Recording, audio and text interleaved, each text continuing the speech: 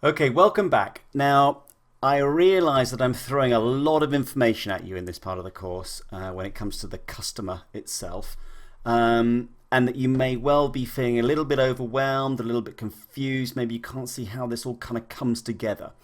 All right, but don't panic. Bear with me. When we actually get into the creation of the ads themselves, this is going to start to crystallize.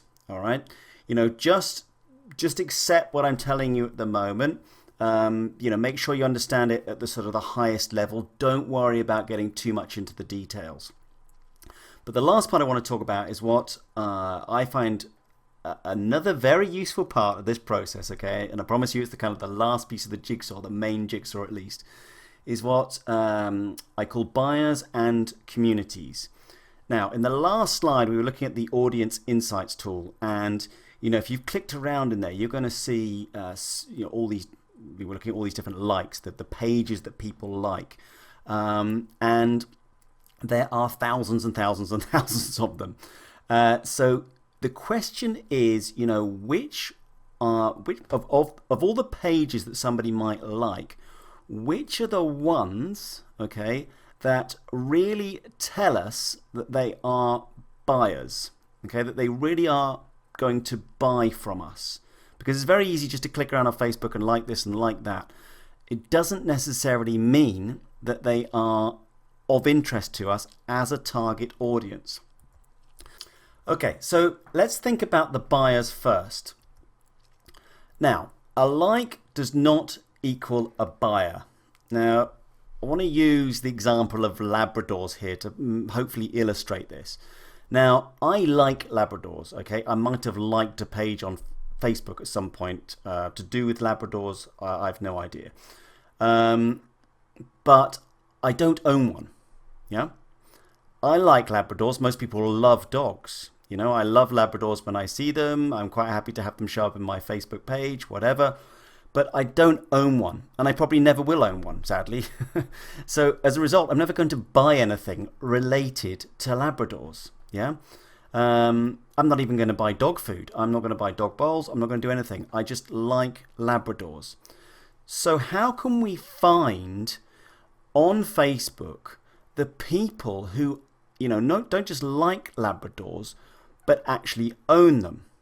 So what we can do is also look for other pages that they might like. Now, I put Purina here, which is, if you don't know, is a brand of dog food. Okay, now, if I've liked Labradors and I've also liked Purina, then it's a pretty good chance that I own a Labrador, right? I mean, I'm unlikely to like a dog food page unless I've actually got a dog.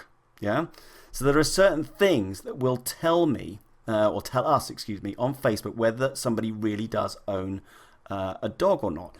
There's another one that I use quite a lot, which is called BarkBox. Now, BarkBox is one of these sort of subscription delivery services where you sign up and dog owners sign up, and every month they deliver to you a box of all kinds of goodies for your dog. Right? It's kind of a fun concept. It's very popular. Great business.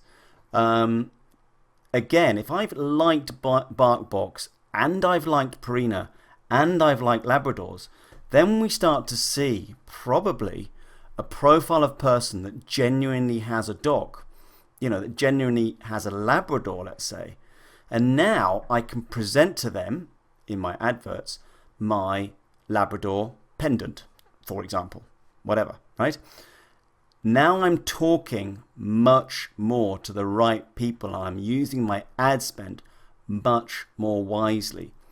So, take that concept with any of the products you have and think about what it is that would genuinely confirm, if you like, that they really do, own a dog or do this activity or whatever it is, whatever it might be.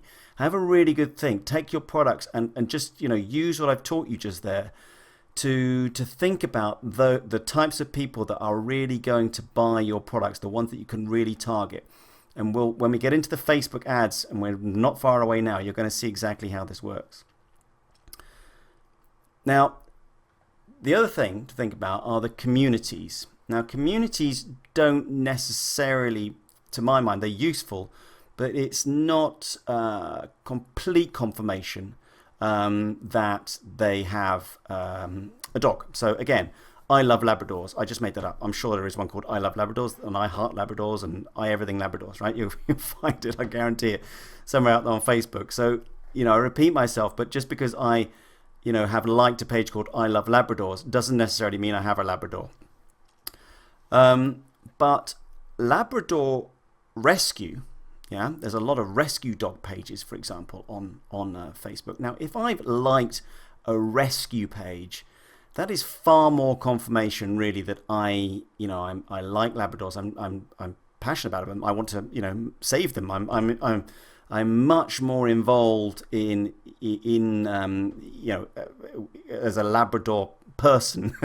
Not explaining it brilliantly, but do you see what I mean? I've gone from I Love Labradors, which is just kind of some random, yes, I love them, whatever, to Labrador Rescue, somebody who's genuinely engaged with them, wants to help them, wants to save them, is probably involved, in that whole group of people on Facebook where they can, find owners for them and all that kind of stuff. So that, again, suddenly I've got somebody who's genuinely passionate now about Labradors. I talk about Labrador Rescue, and I can use that target audience for my Labrador pendant. So I hope that's clear. Take what I've done there, perhaps go back to the Audience Insights tool, spend some time clicking around on all those different pages and try to find the buyers and the communities that relate the best to your product.